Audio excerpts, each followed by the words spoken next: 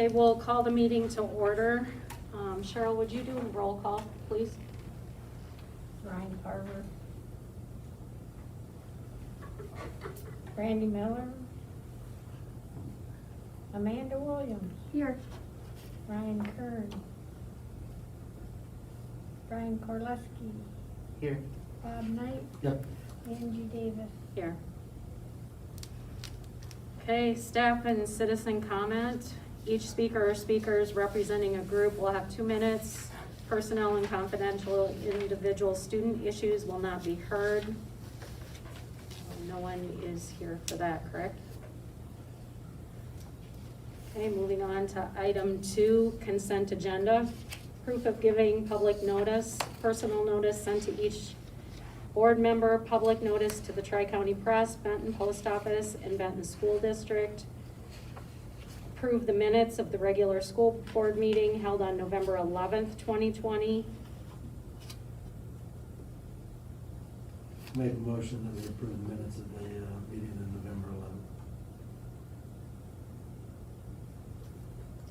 11th. I second that motion. All in favor? Aye. Opposed? Okay, motion carried. And Approved. just before we move, I just want to, for the 2 new members, you've got an agenda, okay, which I'm sure you've already seen, and then there's the supplement. The agenda just has the order that Andy's going to go, and the supplement just has some additional information there.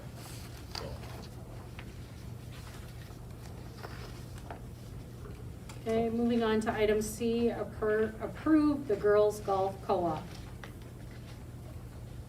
What, is that in the right spot? it is, yes. Should we And approve we'll- the and we'll- agenda first? And what we could have done there is done everything under the consent agenda, and then just had a motion to approve the consent agenda. Make a motion, we approve the consented agenda. I'll second that motion. All in favor? Aye. Opposed? Okay, motion carried. Moving on to the reports, the treasurer's report. Okay.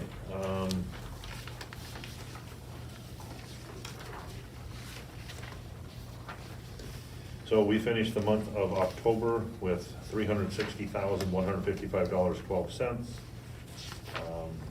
Our income in November was $103,879.83, and our expenses were $278,056.51.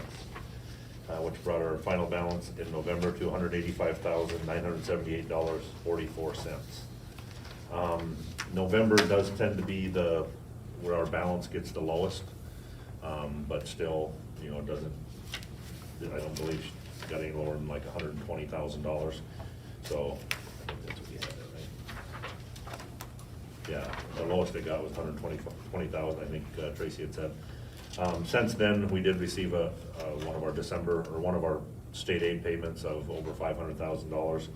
So at this point, we are sitting really well. And then you also have the revenue report in there, should be 2 pages. Right now, or when this report was run, we have received 24.19% of our revenue. In 2019, that was at 27.37%, which you don't have that number, that's just one I write down. And in 2018, it was at 26.67. So we're a little behind on the revenue right now, which is actually probably good news.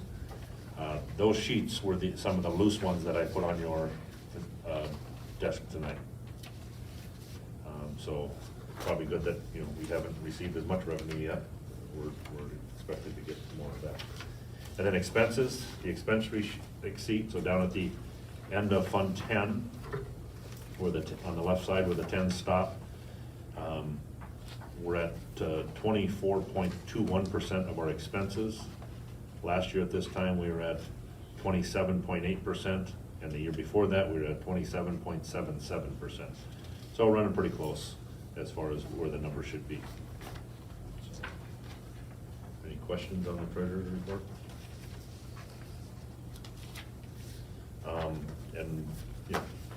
We do have a couple of new revenues, or I shouldn't say couple, yeah, we do have a couple of new revenues this year, one of which was the CARES Act money, which was like a little over 46,000. And then we also received, they called it a digital learning gap grant, was for 4,200 and, I believe it's $67 or $76.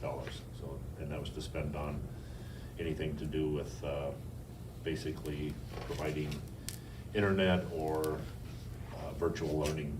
And what we did with that was a couple of platforms that the teachers use, and then pay for some hotspot services.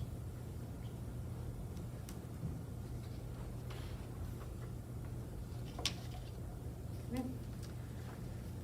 Athletic Director's Report. Yep.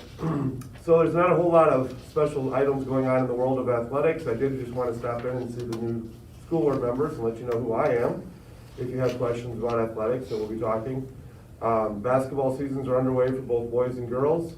The girls team did have a case of COVID, so we've been suspended for 14 days. They go back to practice tomorrow.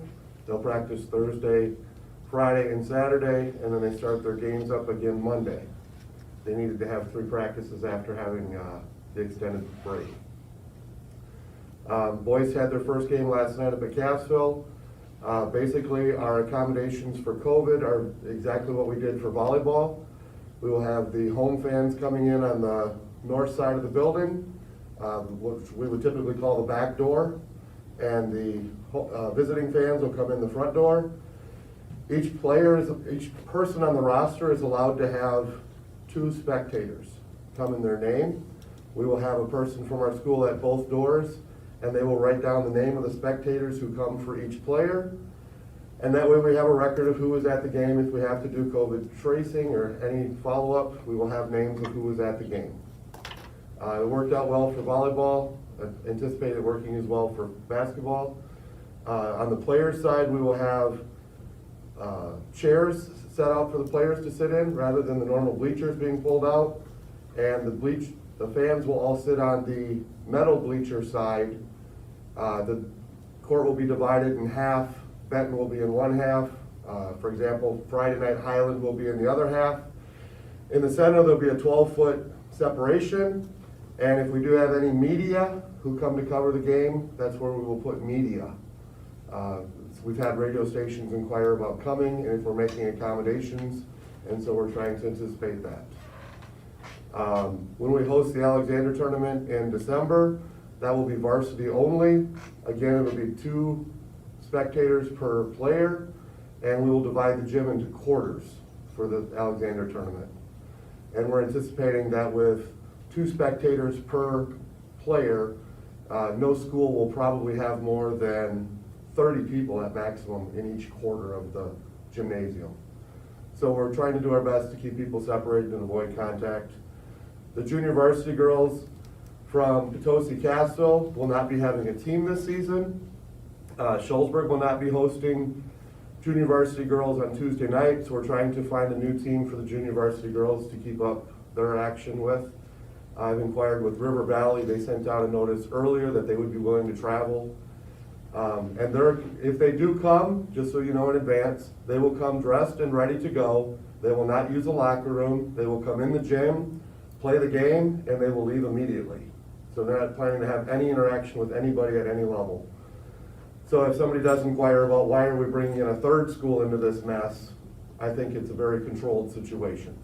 They will not have spectators. They will not have anything other than the 10 or 12 girls that they bring to participate, and a coach. Gymnastics, we have 2 girls that are going to Southwestern for gymnastics.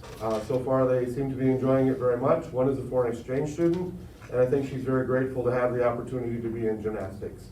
That seems to be her sport of choice. Shullsburg has inquired about us potentially joining them in a co-op for esports. Last year I came to you and talked to you about the possibility of offering esports at our school. I do think that it's an opportunity for some students who are not currently enrolled in sports, that they can have an activity that would tie them to the school. It also gets them under the umbrella of the athletic code and gives them some incentive to stay eligible to keep the grades up. So I am anticipating talking to Shullsburg about esports, inquiring at least to find out what they anticipate or what they foresee. They have also offered this to Scales Mound, since we already tri-op in many sports. They're anticipating being the host for a esports tri-op in Shullsburg. So hopefully we'll be giving you more information at some point in the future with what's going on with that. And something to think about. I certainly don't want to take away athletic or athletes away from our athletic programs. I don't want to lose athletic programs in favor of esports. As a gym teacher, that's a real contradiction in my world. But I also do see the value of getting those students involved in a school activity. So I think it's a fine line that we're walking, but I do think there's some value to it. So basically, that's my report. If anybody has any questions, I'd be happy to field questions. No, we don't have any decision on home games for football. We should have. They're here. We have not had further discussions. What are our numbers anyhow? For girls' basketball, we have 14. For boys' basketball, I believe we have 15. Mrs. Lawrence, any input on that? No. Junior high, we have 11 for 6, 7, and 8 for boys. Last night, we took them to Potosi and they played both games. So far this season, we played Shullsburg, who only has one team, and the first time we played Potosi, they only had one team. So last night was the first time that our junior high had played both a 7th and an 8th grade game. It is a challenge with the mask. You do have to substitute much more than you regularly would. But I think they powered through it. They did okay. So we anticipate playing that way in the future. Again, we've got Southwestern 2 games on the schedule, Belmont 2 games on the schedule yet with them for junior high, and then 1 more game with Shullsburg. I was just wondering numbers if So I guess We're trending, fine. we're probably trending a little bit down, but not a drastic change. We've got 4 8th graders, 3 7th graders, and 4 6th graders. How big is our 8th grade? 12? 11 or 12, yeah. 12 with the new student. Yeah.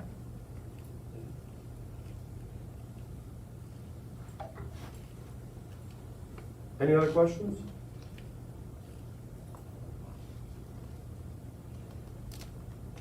Okay, thank you, Mr. Dressler. Principals report. Just to keep you updated on the music situation that we have, we did post a K through 8 general music / choir / instrumental position today, that we're hoping we get some good applicants to apply for that to start 2nd semester. Scheduling instrumental lessons with the students it's supposed to have been taking place every Friday.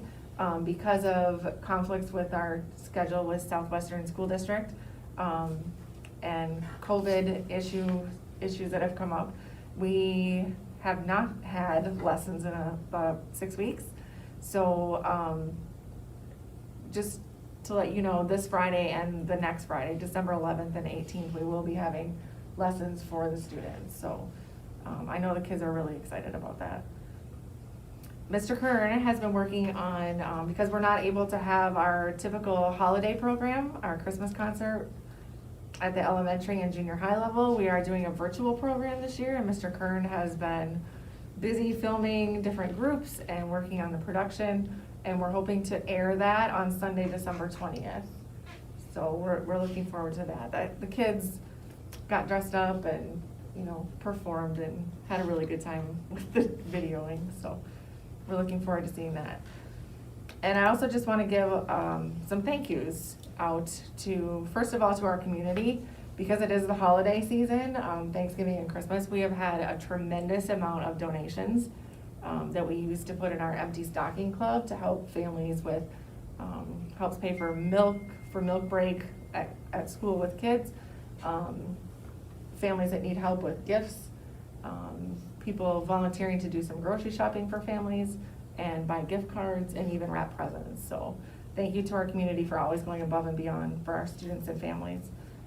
And then I also want to give a big shout out to our staff for going above and beyond at all times and for growing as professionals. Many of them have had to step out of their comfort zone in the last couple months especially. And I just want to give a big shout out to them because the students, I can't even tell you when a student has to be at home in quarantine and they get to come back, how excited they are to be here. And that is heartwarming. And that all that credit goes back to our teachers. And a couple of different calendar items just to let you know about. We have rescheduled picture retake day many, many times. Hopefully we're gonna check that off the list tomorrow. And we do have early release for students at 12:45 on December 23rd. And they will come back to school face-to-face is our plan on January 4th in 2021. So that's it. Thank you. Thanks, Lisa. Superintendent's report. Okay, so as you know, we did take the week of November 30th to December 4th with no instruction, so it gave the teachers, it gave the staff, the students, and the parents a break. We thought about doing virtual that week, but I know with a lot of the families, when their kids are home, doing virtual and they're working from home, it's a very, very stressful situation. I know our staff is, our staff administration, they all continue to be in a very stressful situation. So when we gave the staff word of this, we had some very, very grateful people that really, I think, mentally needed that break and are back today, or back this week, I should say, back on Monday and ready to go. So that was very much appreciated by, I think, everybody. Might have been a little bit of inconvenience to some families, but I think in the long run, it's gonna be a very, excellent thing that we did for everybody involved. And then just the next one, just a few numbers here. Up to this point, we've had 6 students or staff test positive while they have the possibility of being in contact with somebody at school. So, we may have received word that they were positive while they were here, basically, or had some contact at some point while they were potentially contagious, okay? Because of those 6 people, Lisa and I did the contact tracing, and one time Lisa had to do it by herself when I was actually quarantined. But we had 27 individuals that were considered close contacts, and I think I wrote that down wrong. I did. No, yeah, actually I didn't write that right. So we do not believe at this point any of those 27 individuals that we quarantined tested or became positive cases for COVID or contracted the virus. And I'm hearing very similar situations from many other superintendents in the area. So I think, I do believe what schools are doing is working. We're keeping this as safe as we can under the circumstances. And I think having the kids in school is a very, very positive thing for them. And looking at these numbers, I think we can justify to continue doing it.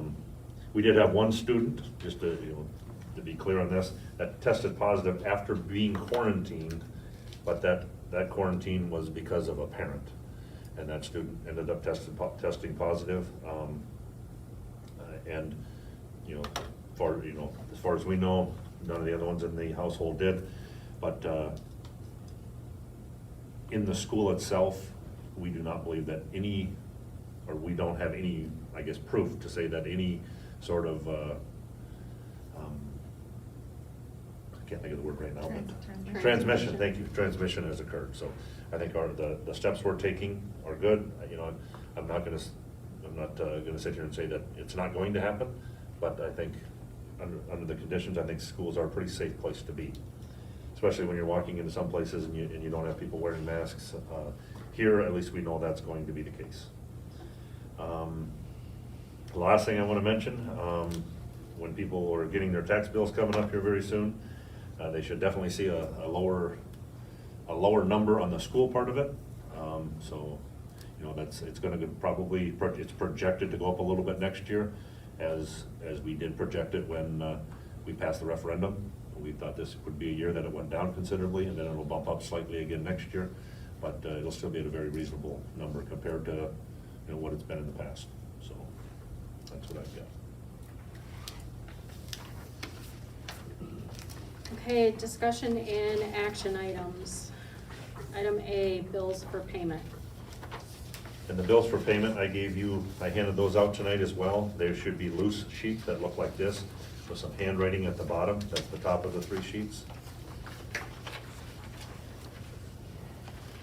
You got one the other day that had checks on it. That was the first run of checks, and then on the day of the meeting, Tracy always does the second run of the checks.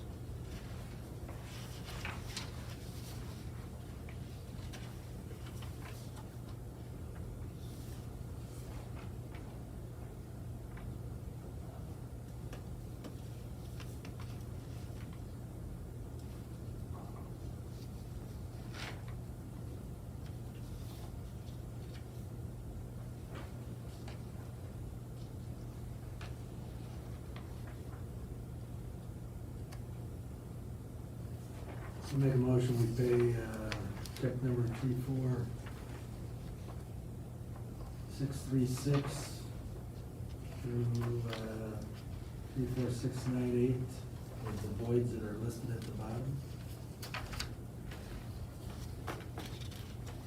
I second that motion. All in favor? Aye. Opposed? Okay, motion carried. Item B, district administrator evaluations. Okay, so, I wanted to just at least hand these out at this meeting, and these are the evaluations for myself, and we would like to be able to go over those at the January meeting, just in case there's, some action that has to be taken. We want to have that completed by the January meeting to meet timelines as far as possible non-renewals and things like that. So, you have these, and these are where I learn what I can do better. So if there's something that is of concern to anybody, please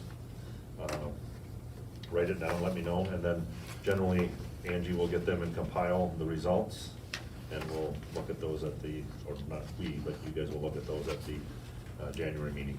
And What's take the action date on of the January meeting? January, it's on the bottom of the agenda, right? It should be 9th, maybe. 13th. 13th? Yep. So what we've done in the past, is filled these out and either put them in the mailbox in here, or if you want to scan and email them to me, whatever easiest. I'll look like the week before the meeting and grab them out of the mailbox. I will tell you, when you're reading some of the questions, it'll probably be like, I don't know, whatever. If there's any comments Yep. or anything you want to make, that's fine, just do the best you can. And you're not gonna scan I yours? won't be scanning mine. Okay. Want me to scan it for you? Yeah, and then I'll just kind of put it together and type something up for the night of the meeting. Is that okay with you too, Ryan?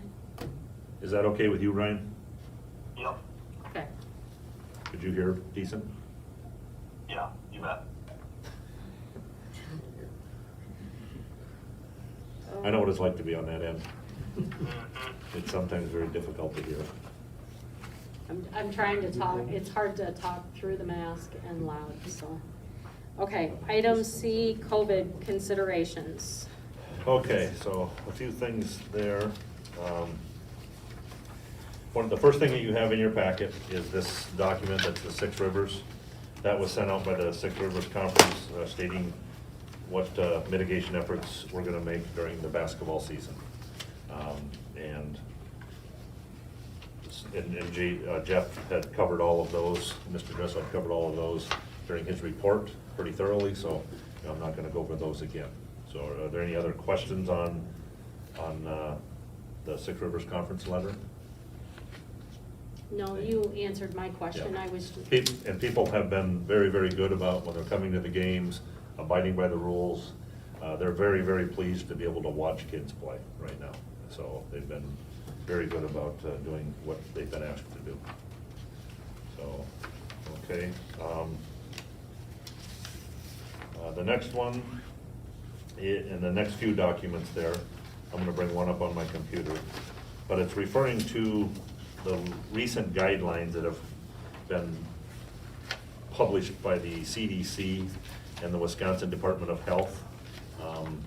The day they came out, I think that was Monday, I believe, the day that they became active. I did quite a bit of reading on them and all sorts of different research on that. And then they came out and said that they're going to come out with guidelines for public schools and daycares. So for now, basically what it's saying is, we're gonna stay with 14 days. Again, that's what's been recommended by the Lafayette County Health Department. That's what, I believe, the athletics has basically said they're gonna stay with that. So even if we were to say we're gonna go with 10 days, you know, our kids aren't gonna be able to play other schools for 14 days because most of them probably wouldn't come to play anyway or let us come to play them. So right now, the 14 days, as they put in the one part of the document, remains the gold standard. I am going to bring up on my screen here, and Kyle, you don't need to necessarily change the camera to that. You can if you like, I guess. So you're gonna go away for a while, Kyle. Ryan, sorry. So this right here. Do you need me to move? Yeah, if you want to, you don't probably want to be in it. So what we have here is just a little chart. There's a graph up here that, you know, graphically you can see it, and you're gonna hear me, so if you're a visual person, you're gonna hear me talk about these marks here. So the little T's above and the T's below on this chart. So what this basically has, in this column, we have the different days of quarantine, 7, 10, and 14. Okay, so the guidance from CDC and the Wisconsin Department of Health, they've now said that people can get out of quarantine with some other details involved, but get out of quarantine after 7 days with a negative test. The test can be taken on the 6th or 7th day of quarantine. Then they've also said quarantine could end after 10 days if you're symptom-free. Okay, and then finally, what we've been doing is a quarantine for 14 days and symptom-free, of course. Don't need a test to get out of quarantine. With the 7 and 10 day, if you were to adopt that, which I'm not even asking right now because they've essentially told us to stay with 14. But if it comes down the line and we start talking about some of this, I want us to kind of be aware of it, be somewhat educated on it. You have to continue to monitor these people for 14 days, or at least somebody does. So if they get out after 7 days or 10 days, they have to be monitored for 14. I look at these numbers here as well. So this is the percentages with no testing. So the percent of people that they expect could transmit. So after 7 days with no testing, that percent's at like 10.7%. And this is the air. So when you look here, after 7 days with no testing, okay, your air is going from here up to like 21, I think that number was, or 22.1. Okay. Now, to me, the unique part is this. If you quarantine for 14 days, the median percentage is 0.1. That would be infecting other people, but the air is 0 to 3. Okay. So, and this is something I'm not quite sure why nobody's bringing it up, but with the test, the air is 0.3, which is, or the median's 0.3, which is essentially the same, with a range of 0 to 2.4. So the air here actually shows a little better than the data here. So 10 days with testing potentially, down the line, maybe something like that will come about where, I mean, I think I could actually recommend something like that. I'm not doing that at this point, but I think that's something to consider down the line to see. And my guess is after they do this, after they have these new quarantine guidelines out for a while, we're gonna see new numbers and new studies come up based on how those quarantines are working. And at that point, maybe they'll suggest something else. For now, you've got some reading if you'd like to do it. I'm not gonna cover much more on this unless there are some questions on it. I just think that the time from when you get tested till you get your results is, you know, by the time you do that, you're almost out of quarantine. I think you're seeing a lot of people right now that are getting tested and getting the results back either the next day or the day after that. And I mean, I can see, you know, take it from me, I was quarantined twice for 14 days. 8 days would have been a heck of a lot better than 14 but I also, I don't want to push the issue and I don't want to do anything to make any business, including, you know, or any schools a less, you know, secure place. So I think that for right now, the county's suggesting 14 days. I think we stay with 14 days and not change anything at this point. What's the fact that if you went to 10 days, you still gotta monitor them for 4? That's man hours. Yeah, yeah, or, you know, or the 7 days. So if you yeah. leave it at 14 as is, then you don't, Right. you're not stuck doing that. Yep. And it seems to be working. Yeah. For the most part. Like I said, we'll see what happens, you know, after they have the 14 days for a while here, or the 7 and 10 day guidelines for a while, and see how they work. Okay, we'll bring Ryan back.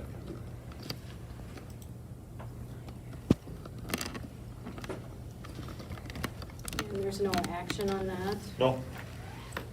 Had the potential when I did the agenda, but then, of course, they came out with different, or the county gave the recommendations. Okay. Certify the written evaluation of the security drill. Okay, so before the end of the year, I have to bring a summary of our drill to the school board, our security drill, which we had yesterday. And that should be, the letter that you have should have December 8th, 2020 at the top. That would have been one of the loose ones that I put on there today. Or yesterday, I think I put in your boxes, but. So what we did yesterday is, at about 1:35, we sounded the wave alarm, set off the wave alarm. Mrs. Lawrence got to push the button, which she was very, very excited about. Never gotten to do that before. And we warned the kids and explained to them what was gonna happen, because it does say that there's a dangerous person essentially in the building. And so the kids were aware of it, you know, we did not wanna traumatize anybody. It took us a minute and, I think it was a minute 40 seconds to clear the building. Actually, a minute 45 seconds to clear the building. The police officer was here, Officer Schumacher was here to witness it. And then we went around after the drill and checked some doors. Grades 6 through 12, they went over the acronym ALICE, which is alert.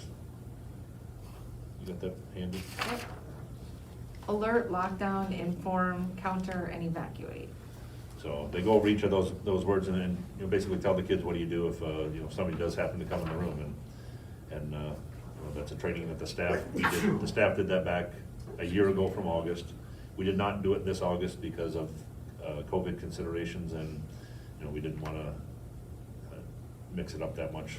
But we do plan to do it again next fall. It's a good training. The 4K through 6, they listened to a video that Mr. Kern and Mrs. Dressler did a very nice job of making, called a book that was I'm Not Scared, I'm Prepared, and it makes it at their level. And then the teachers did some practicing and afterwards as far as what they should do if there was an intruder, and I think it was a pretty good day.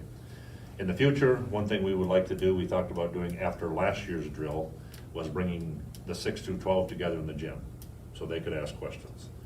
Because I think there's a few, this year we just had them do it in groups, and I think there's a lot of good questions within the groups, but they're not all the same questions. So it'd be nice if we had them all together and the kids could ask the questions, and you know, they're gonna ask some questions and probably, you know, have a good time doing it together. And, you know, some of them are gonna, you know, ask questions that they probably think are funny, but are gonna be very good questions while doing it. So next year, hopefully we can bring everybody together and do it that way.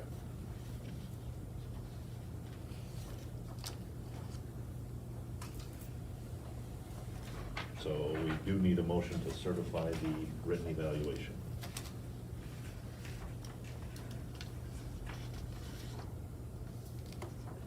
I'll make a motion to certify the written option, whatever we did. I'll second the motion. Okay, all in favor? Aye. Aye. Opposed? Okay, motion carried. If you don't mind, I did forget to bring up one thing in the COVID section at the end there. And this isn't written in your supplement, but we've been asked about AAU participation using our school to practice AAU. And I've talked with Mr. Dressel about it. At this time, I don't believe it's a good idea to let a team comprised of lots of individuals from possibly other districts coming together to practice at our facility.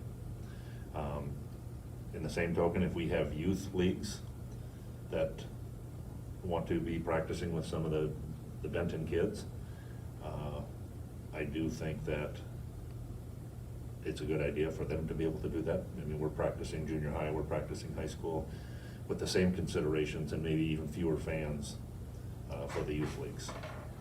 So I'm just wondering, what the thoughts are on that. I don't have any problem with our own kids. I have a problem with kids from out of town. I don't think that's a good move. Okay, and that's what our consensus was as well. I think you guys are doing a lot of work to prevent and keep things contained. And I think if you start, I think that just goes against what you're working for during the week.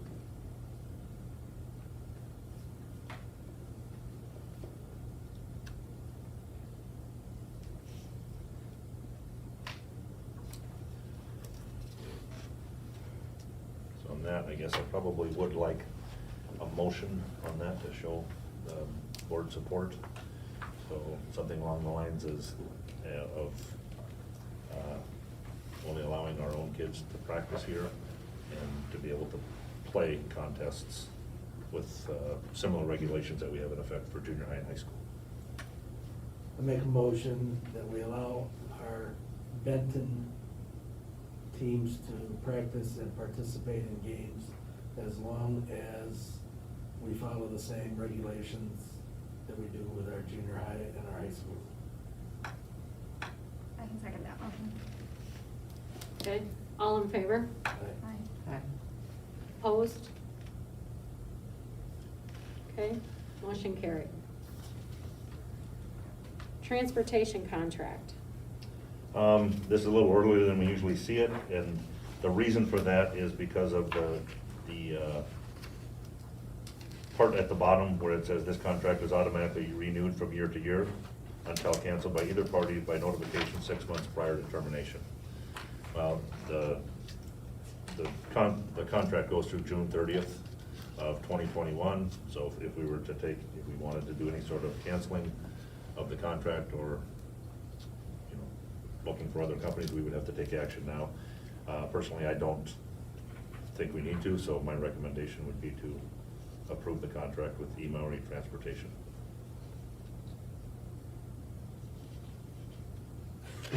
I make a motion we approve the contract with the E-Maori Transportation for the 21-22 school year. I'll second the motion. Okay. All in favor? Aye. Opposed? Okay, motion carried. WASB Delegate Assembly. Okay, so one of the last things in your packet are the resolutions that that I'd like to talk about at the January board meeting. I just wanted to make sure you had them here and wanted to make sure we go over with the new board members what we will potentially be doing here. So what we have here are resolutions that were created by someone in the state, sometimes school districts, sometimes other lawmakers. So what we would do as a school board for Angie, because she's our delegate assembly person, we'll get together, or we'll discuss it as the school board and then kind of give her the direction that we would like her to vote in the Delegate Assembly. So, you know, at the January meeting, we'll talk about each one. I will probably look into some of these a little further to see where they originated from and put some notes on them for you, and then send you out another copy that you would have a little more information on. But for now, I just want to make sure you had them in your hand and could at least read through them and be ready to make a decision. Thank you, Angie, for doing that. I'm open to someone else volunteering next year. It's a lot easier this year than it has been in the past when you go to Milwaukee to do it. Take one for the team this year. So no action needed on that either. Okay, and item G is resignations. None to report. Excellent.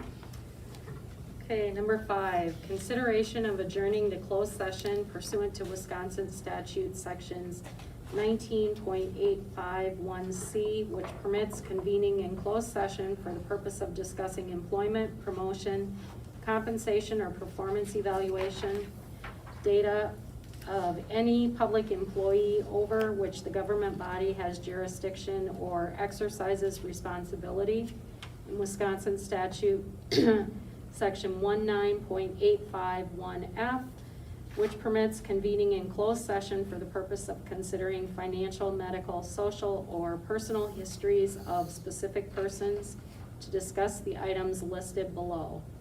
Volunteer coaches for boys and girls basketball. Do we have to go to closed?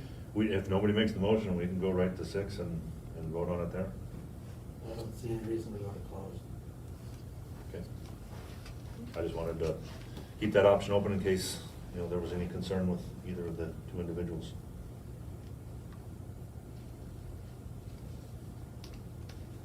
You guys saw that information, correct? Yeah. Okay. Okay, so, are you okay with that, Ryan? We're not gonna, you okay with not going to closed session? Okay. You bet. Okay, so we will move on to item 6A, volunteer coaches for boys and girls basketball.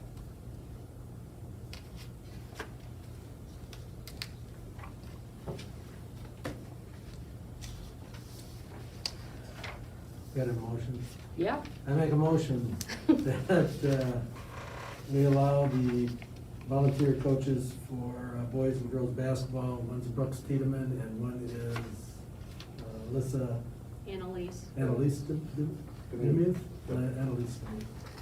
I second the motion. Okay, all in favor? Opposed? Motion carried. Consideration of schedule for future meetings. We have the regular school board meeting scheduled for Wednesday, January 13th, 2021 at 6 p.m. Right now, as we're set up, we don't have committees. We do committee of the whole. So if something comes up, then anybody can be at those meetings. Yeah. Oh, should be good to go. All right, item 8 is adjournment. I motion to adjourn the meeting. I second. You could have had a perfect All game right, tonight. meeting That's adjourned, usually- That's usually 6:45. my.